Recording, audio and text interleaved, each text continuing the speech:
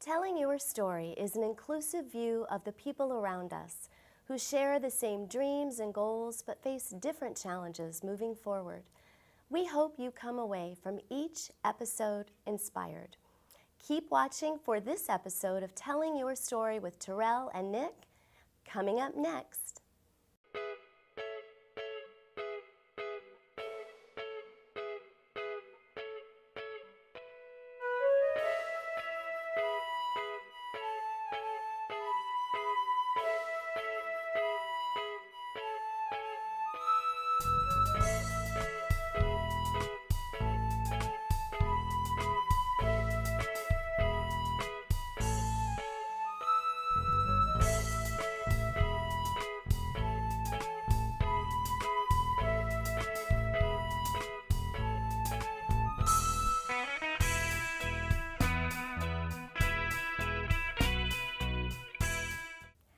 Hello and welcome to Telling Your Story with Terrell and Nick.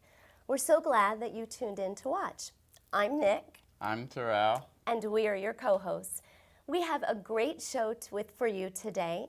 We have the Honorable Craig Rice from the Montgomery County Council here to tell his story. Yeah, I know you are a great pirate. Yes, more on that later. Thank you so much for coming. We know that you have a really busy schedule, so we really appreciate you coming here to the studio to tell your story, but to also share with us some ways adults with disabilities here in Montgomery County might be able to find ways to engage more in a civic way. So we're really excited to hear about that and learn ways that they can get their voices heard. Yes, that's right. Welcome to our show, Craig. Thank you. You are a man of many talents, like me. I've heard.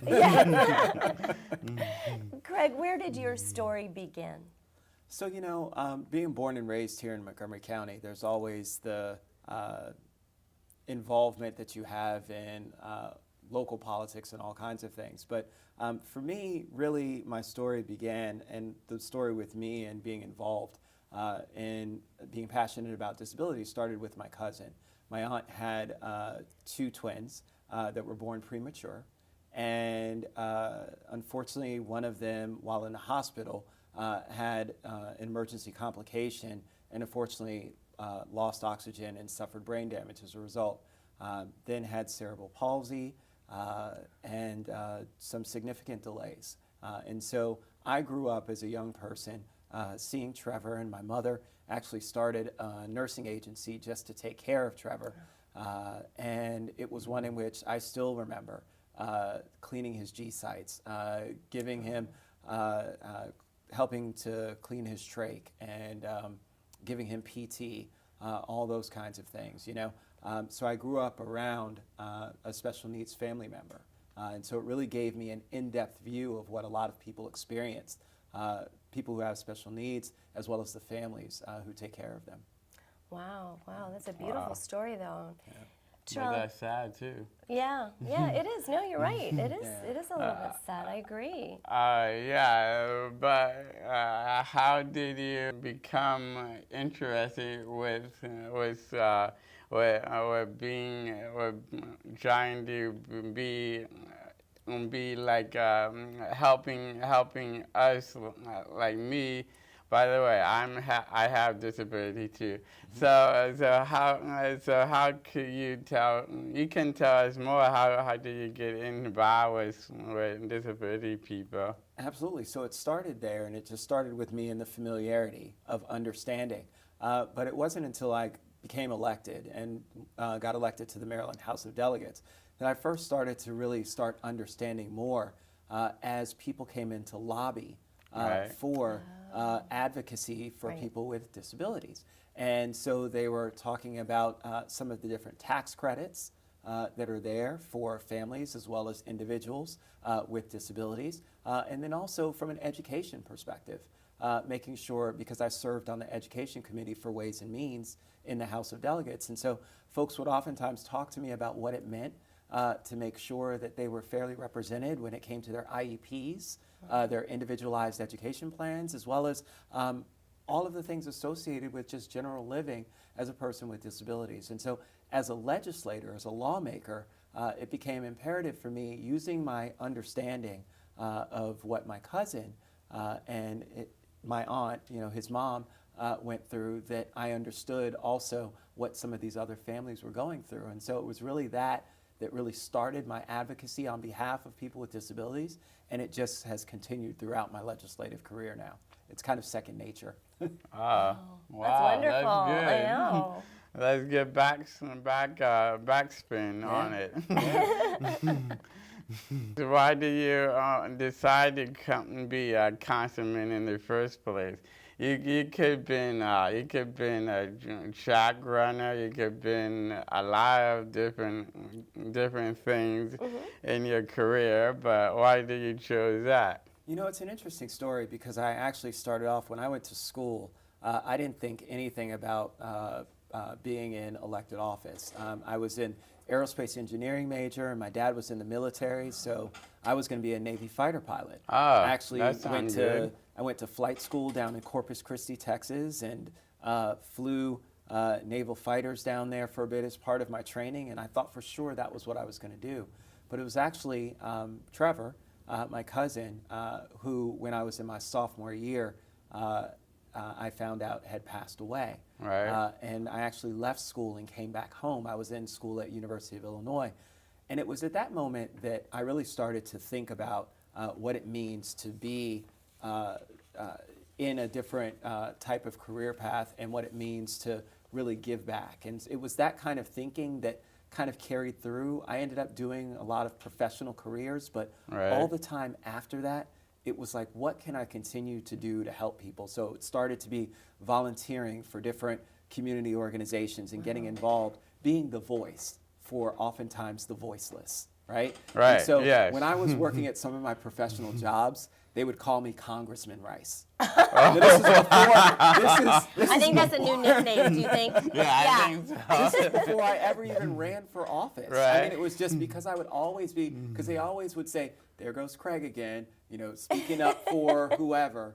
And it's something that just stuck. It was something that clicked with me to say that it's great, to know about these kinds of things, but it's another thing to serve as a strong advocate. And so the best way that I thought I could be an advocate, besides just talking about these things, is actually rolling up my sleeves and doing the work, being an elected official, being able to make those kinds of changes. Yeah, sometimes tough work had to be done, and then you be satisfied at the end of your job. That's right. And and I totally agree, and I did not know that about you, so it's really wonderful to learn all of these new things about your story. And we're going to continue our wonderful conversation with County Council member Craig Rice right after this short break. We will be right back, and Councilman Rice will tell us more information about his favorite line, the pirate.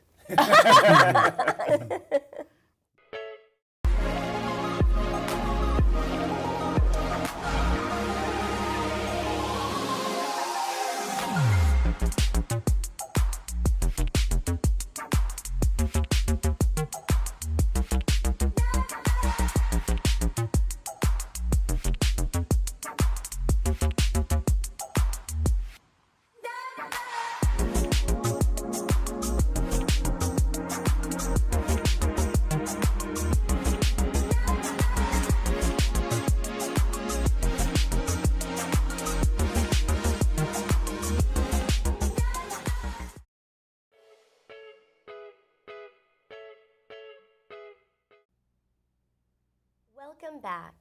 Terrell and I are enjoying our conversation with the Honorable Craig Rice.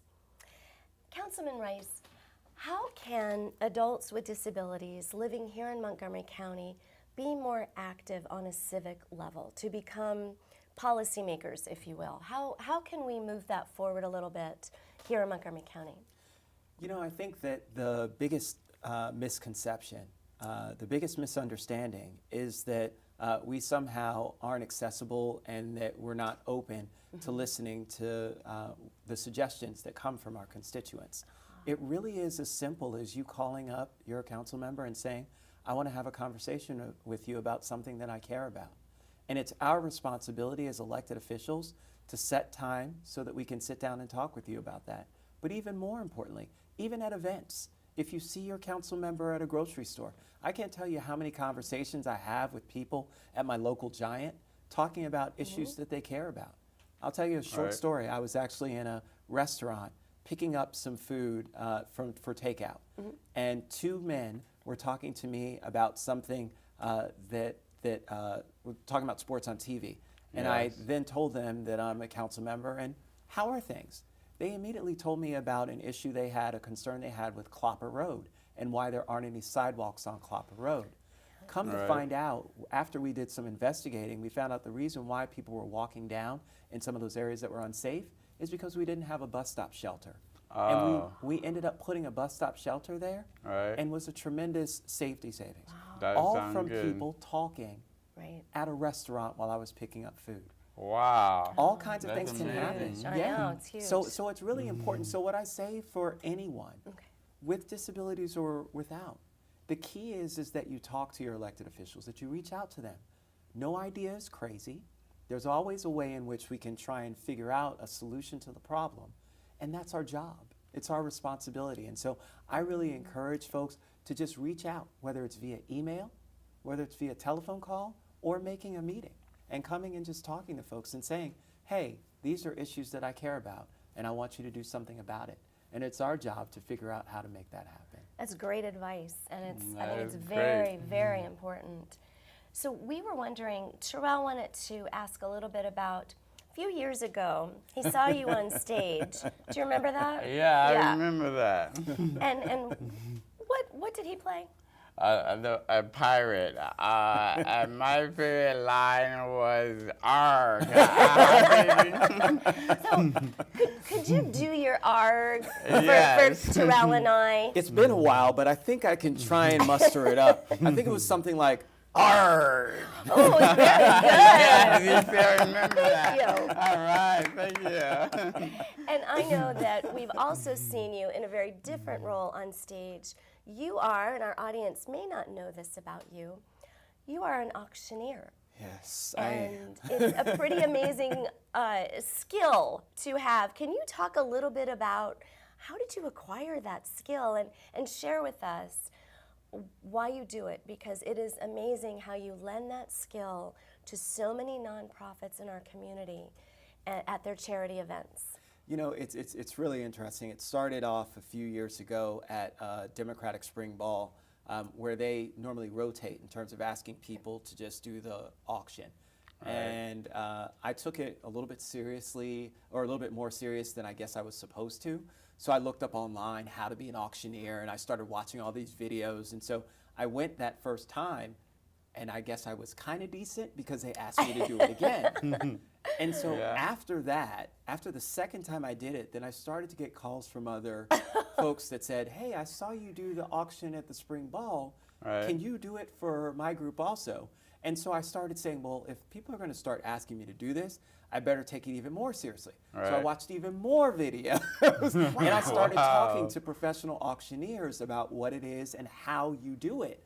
And it really is a little trick. There's really not a lot to it. Okay. It sounds a lot harder than it really is. Yeah. Oh, it sounds a lot harder, right? I was watching it on television, and they speak one sitting all the like it is really one sitting. That's right. That's right. Yep. Absolutely. Could you give us just a little tip on how you do it? Sure. We would love to hear you do it, and then we'd like to try it, right? Yeah, We we practiced want to last try night, it. and we thought it was very difficult. Yes. Okay, so one of the things is in that in auctioneering, it's called a call.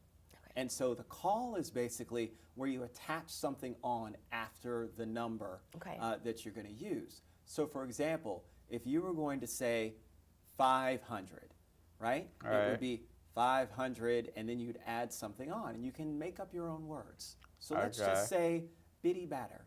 Be the better. Bitty batter. Bitty batter. Bitty batter. Right. So 500 bitty batter. 500 bitty batter. Let's say it a little bit faster. 500 bitty batter. 500 bitty batter. 500 bitty batter. 500 bitty batter. 500 bitty batter. 500 bitty batter. 500 bitty batter. 500 bitty batter. 7, bitty 8, bitty 9, bitty 10, bitty 10, bitty 10. I got bitty 10. Yes, that is very hard. That's all it is. Wow. It's so much That's fun. amazing. It's so much fun. It really is one where you can start to put all these different words. They're all made up. Right. But you put them together, and the thing that I love about auctioneering is that I'm doing it for a cause. Yes, And it really is one of those things where the late Jim Vance, we Right. were at an event probably about, I'd say maybe a year ago.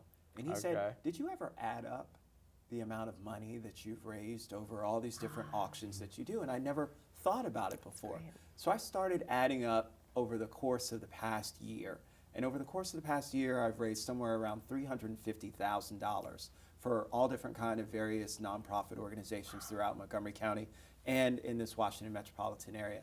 And it really is something where, to me, it's just doing my part in addition to me being an elected official, Right. but really helping these organizations to continue to really put out the word and to raise money for something that I know means so much. I see the great work that these nonprofits do, and so I'm Right. just happy to be able to help them. Wow. I know. Well, we think it's wonderful. We sounds thought it was good. just such a wonderful and unique skill Yeah. to have. We also know that you just did, was it your very first half marathon? It was actually my second. Oh, your second. It was my second. I did one a second. long time ago. Okay. When I was much younger. Well, I shouldn't say much younger because that's not true. But I was younger. And I hadn't done it in a while. And so I thought I'd challenge myself. You know, as you get older, you try and think, I want to Yeah. still physically challenge Yeah. myself. I still want to be in shape.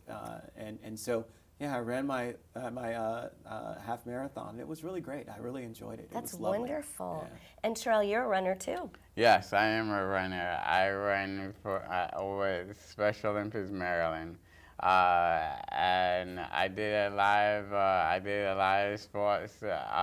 And also, I work for Special Olympics International. We had to do work for all the state offices, and we are busy. I do the outside mail. You know, the mail room is always busy. Oh, yeah. So I am always busy. So that running that you do is very effective in your job, right? In the mailroom. Yes, that's true. it. That's true. That's it. Because I'm so fast, I do a lot. My boss told me this had to be done. I did it right away, and then the next she said, "Oh, did the water?" And then I said, "Yeah, I already did it this a few minutes ago." And she always said, "Yes, you are so fast." They should start calling you the Flash. That's what I think. Flash, that's a good name. That's a good one. Yeah. That could replace, what is your current nickname? The Gazelle. Okay. He is such a fast runner, but I like the Flash. Yeah, It's time that's for a good new name. nickname for you. Yeah, I think so. it's Maybe you time. can give me some running tips. I know because I want to try and speed up my time, so I'm going to take some tips from you. All right, I think that's a could do great that. idea. That's a Absolutely. great idea. Can you walk us through a typical day, if there is a typical day, for a county council member? So it varies, and it really is one in which some of the days we do a lot of committee meetings. So those typically are on Mondays and Wednesdays, where we have a lot of committee meetings. So each of the council members belong to 2 committees. I am the chair of the Education Committee and serve on the Health and Human Services Committee. But on Tuesdays is when we have council session. And so we normally start off in the morning and go until the late afternoon, going through all the business that the county council has to do, whether it's introduction of bills, voting on bills, doing work sessions. And then normally on Tuesday evenings, we also have what are called public hearings. And those public hearings are an opportunity for people to right. come and testify. Now, Right. that is another opportunity. If you care about a particular bill, I want to encourage people to always come out for our public hearings Okay. and be able to testify. Doesn't matter if you're a person with disabilities. Okay. We have people who speak English as a second language, and we have interpreters. We have folks that are deaf and hard of hearing who utilize sign language interpreters and are able to testify. We open it up to the entire public, and so it really is important to hear people's voices on particular Wow. issues. Okay, Yeah, that's and great. so Okay. and then oftentimes on Thursdays and Fridays are where we do a lot of community events. So it's a lot of meetings with the community, having meetings in our offices with people from the community. So again, a person who yeah. cares about a particular issue, we're setting up meetings with them and having them come into the office and talk. And then the weekends are all to ourselves. No, I'm just joking. I was like, really? I hope so. The weekends are actually a time where we get to go out into the community as well. And so a lot of community events Yeah. happen Right. on Yeah. the weekends. And so whether it's a 5K run to support Upcounty community resources, or whether it's an evening event, you know, focused on raising money for ARC or Jubilee. I mean, there's always kinds of things that are happening that we can get involved and engaged in, and we do those typically on our weekends. So it's a pretty full calendar. It really is one that takes a lot of time, but, you know, it's incredibly worthwhile. Oh, okay. Oh, it sounds really wonderful. It sounds good. If your life was a book, what would it be called? I would say The Fight. Aw. And for me, you know, it's always about continuing to fight for others. You know, I was raised by two parents who provided me with pretty much everything I needed. But I know that not every child has that. I know that not every person is blessed with being able to have everything that they need, isn't blessed with having two parents at home to serve as backups for each other. You know, those are the kinds of things that I know make it harder in life. And so somebody has to fight for them while they're fighting for themselves. And so for me, that's always something that I believe innately we need to do as individuals. And so I'm just doing my part. And what's wonderful, and so we really appreciate you coming here and spending time with us. Oh, my and pleasure. thank you so much for reminding us that the County Council is accessible and Yes. open and there to listen. Yep. And I think it's important for our community to know that, right, Terrel? Yes, that's true. And to really be there. Right. I think that's wonderful. Thank you so much for taking time out of what I know is an incredibly busy schedule thank you. to come talk to us. And we will next time be able to share with our community all of the wonderful suggestions that Councilman Rice has given us. Yes. Anything else you want to ask Councilman Rice? Well, yeah. Well, I am a track and field person, and I could teach you more about running. Okay. And make you better at running, so and right. then you will be all right. That's what I'm talking about. That I would sounds love like a that. plan. We'll follow up Absolutely. with I that. look forward to that. Yes, that's right. Well, thank you so much, and thank you for tuning in. Join us next time on Telling Your Story with Terrell and Nick. And remember, wherever you are in your life, Keep moving forward. Arr. Arr.